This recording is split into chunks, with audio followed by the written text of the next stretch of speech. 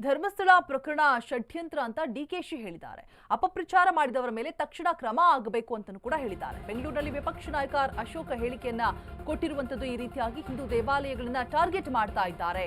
ಮುಸುಕುದಾರಿ ವ್ಯಕ್ತಿ ನಮಗೆ ಮುಖ್ಯ ಅಲ್ಲ, ಅನಾಮಿಕನ ಹಣ ಕೊಟ್ಟು ಕರೆದುಕೊಂಡು ಬಂದಿದ್ದಾರೆ, ದೂರುದಾರನ ಹಿಂದೆ ಇರೋರು ಯಾರು ಗೊತ್ತಾಗಬೇಕು ಅಂತ ಹೇಳ್ಬಿಟ್ಟು ಬೆಂಗಳೂರಿನಲ್ಲಿ ವಿಪಕ್ಷ ನಾಯಕ ಅಶೋಕ್ ಹೇಳಿಕೆಯನ್ನ ಕೊಟ್ಟಿರುವಂತದ್ದು. ಈ ಹಿಂದೆ ದಿನೇಶ್ ಗುಂಡೂರಾವ್ ಅವರು ಆಕ್ಷೇಪವನ್ನ ವ್ಯಕ್ತಪಡಿಸಿದ್ರು.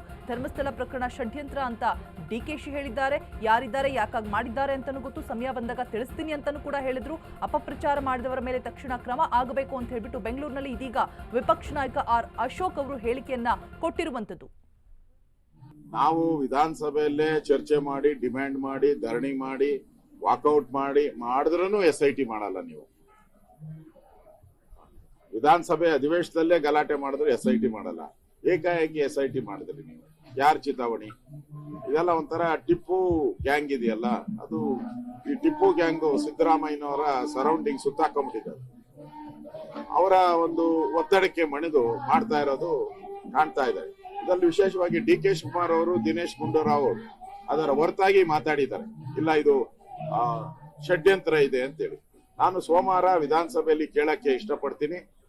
ಷಡ್ಯಂತ್ರ ಅಂತ ಉಪಮುಖ್ಯಮಂತ್ರಿಗಳು ಹೇಳಿದ್ಮೇಲೆ ಆ ಷಡ್ಯಂತ್ರ ಮಾಡಿದಂತ ವ್ಯಕ್ತಿ ಹೆಸರನ್ನು ಬಹಿರಂಗಪಡಿಸಬೇಕು ಅನ್ನೋ ಮಾತನ್ನ ಹೇಳ್ತೀನಿ. ಇಲ್ಲ ಅಂದ್ರೆ ನಾವು ಅಧಿವೇಶನದಲ್ಲಿ ಗಲಾಟೆ ಮಾಡ್ತೀರಿ. ಆ ಷಡ್ಯಂತ್ರ ಯಾಕಂದ್ರೆ ಸರ್ಕಾರನೇ ಒಪ್ಕೊಂಡಿದೆ, DCM ಒಪ್ಕೊಂಡಿದ್ದಾರೆ ಅಂದ್ಮೇಲೆ ಸರ್ಕಾರ ಒಪ್ಕೊಂಡಂಗಾಯ್ತು. ಅದರಿಂದ ಈ ವಿಚಾರ ಬಹಳ ಸೂಕ್ಷ್ಮತೆ.